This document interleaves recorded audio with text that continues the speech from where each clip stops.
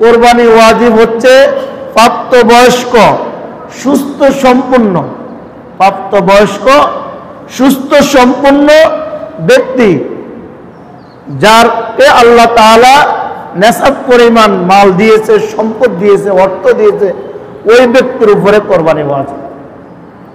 প্রাপ্তবয়স্ক হইতে হবে। এক নম্বরে কি? প্রাপ্তবয়স্ক হইতে হবে। দুই নম্বরে সুস্থ হইতে হবে। তিন নম্বরে তার কাছে মাল থাকতে হবে। নেসাব পরিমাণ কি? মাল থাকতে হবে। তাহলে তিনটা জিনিস। একটা হচ্ছে, এক নম্বরে সে প্রাপ্তবয়স্ক হইতে হবে। দুই নম্বরে সে সুস্থ হইতে হবে। কোন সুস্থ সেটা বুঝছেন? শারীরিক সুস্থ না, মস্তিষ্ক সুস্থ, মানে সে মেধার দিক দিয়ে সুস্থ হইতে হবে। তার উপরে যে কোরবানি ওয়াজিব, এই বিধান আল্লাহ তাআলা তার উপরে ওয়াজিব করছে, এটা সে বুঝতে হবে।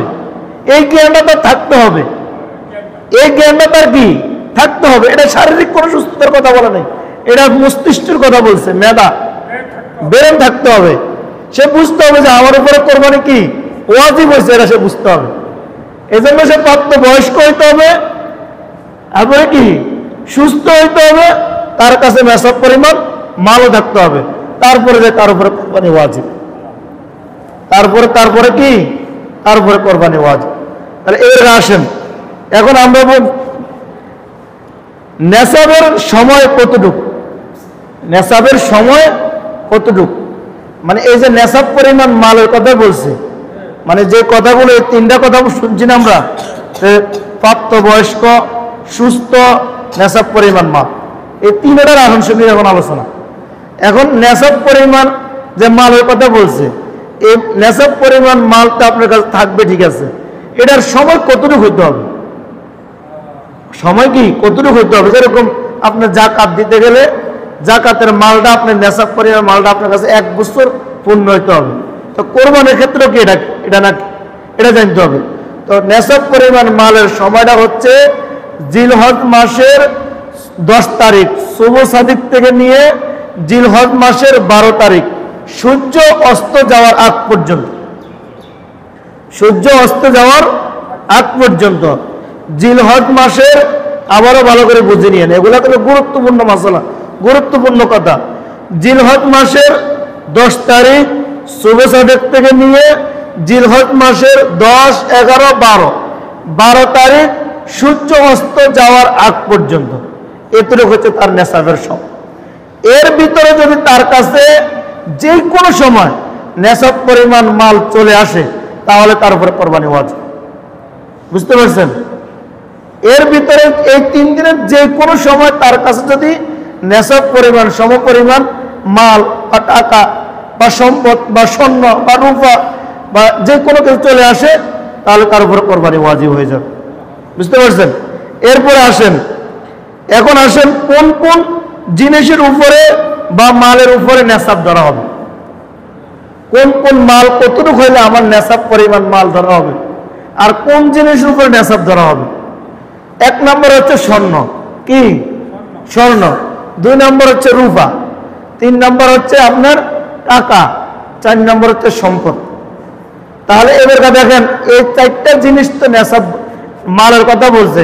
এখন এই 4 জিনিসের কোন জিনিসের উপরে কোন জিনিসের মূল্য নেসাব, কোন জিনিসের মূল্যটা নেসাব, এই 4 জিনিসের কোন জিনিসটা মূল্য, কোন জিনিসের মূল্য নেসাব হবে। এই 4 জিনিসের মধ্যে আপনার স্বর্ণ, 1 নম্বরে স্বর্ণ হচ্ছে 7.5 তোলা, মানে 7.5 ভরি। তো 7.5 ভরি স্বর্ণের দাম বর্তমান বাজারে প্রায় 10 থেকে 12 লক্ষ টাকা। তাহলে নেসাব কি 10-12 লাখ টাকা না? তারপরে দিয়ে আপনার টাকা, টাকা আপনার কাছে কোটি কোটি টাকা থাকতে পারে, তো আপনার কাছে কোটি কোটি টাকা কি নেসাব নেই না। আপনার কাছে সম্পদ কয়েক লক্ষ টাকার সম্পদ থাকতে পারে, তো সম্পদ কি নেসাব নেই না। নেসাব হচ্ছে আপনার রূপার কথা বলছে, 52.5 তোলা, মানে 52.5 ভরি রূপা যদি আপনার কাছে থাকে, এই 52.5 ভরি রূপার দাম যেটা, এটাই নেসাব। বুঝতে পারছেন? তাহলে স্বর্ণের দামও নেসাব না, টাকার হিসাবও নেসাব না, সম্পদের দামও নেসাব না। আপনার নেসাব হচ্ছে নির্দিষ্ট করা হয়েছে 52.5 তোলা রূপা, মানে 52.5 ভরি রূপার বর্তমান বাজারে যেটা, এই দামটাই হচ্ছে নেশাব।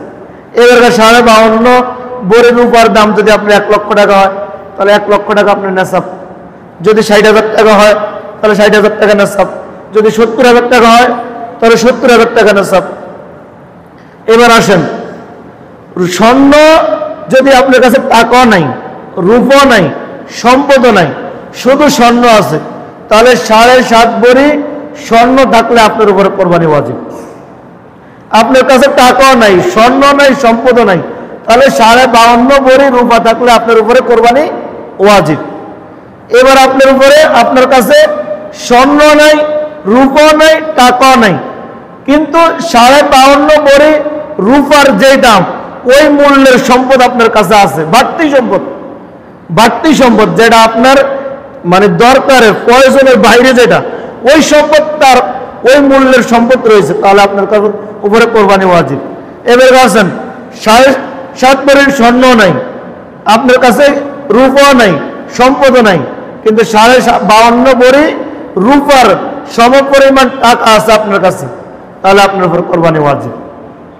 এবার আসেন, আপনার কাছে 7.5 ভরি স্বর্ণ নাই, 52.5 ভরি রূপও নাই, 52.5 ভরি রূপার সমপরিমাণ টাকাও নাই, 52.5 ভরি রূপার সমপরিমাণ বাড়তি আপনার প্রয়োজনের বাইরে সম্পদও নাই, তাহলে এই ক্ষেত্রে কি? এই ক্ষেত্রে হচ্ছে আপনার কাছে কিছু টাকা আছে, কিছু স্বর্ণ আছে, কিছু রূপা আছে, এই সব কিছু মিলে যদি আপনার কাছে 52.5 ভরি রূপার সমপরিমাণ দাম হয়ে যায়, তাহলে আপনার উপর কোরবানি ওয়াজিব। বুঝতে পারছেন মাসালা? এই হচ্ছে নেশাব। তাহলে নেশাব আমরা কোনটার উপরে নেশাব নির্দিষ্ট? 52.5 রূপার সমপরিমাণ দাম যেটা বর্তমান বাজারে, এটার দামের উপরে নেশাব। এই পরিমাণ টাকা যদি আপনার কাছে থাকে, তাহলে আপনার কাছে কি উপরে কি হয়ে যাব? কোরবানি ওয়াজিব হয়ে যাবে। আর এই নেশাবটা, এই টাকাটা, এই সম্পদটা, এটা আপনার কাছে পুরা বছর থাকা জরুরি না। যদি আপনার কাছে আপনার জিলহজ মাসের 10 তারিখ শুভ সাথী থেকে নিয়ে জিলহজ মাসের 12 তারিখ সূর্য ডুবার আগ পর্যন্ত এর ভিতরে যে কোনো সময় যদি আপনার কাছে নেশাব পরিমাণ মাল হয়ে যায়, আসে যায়, তাহলে আপনার উপরে কোরবানি ওয়াজিব হয়ে যাবে।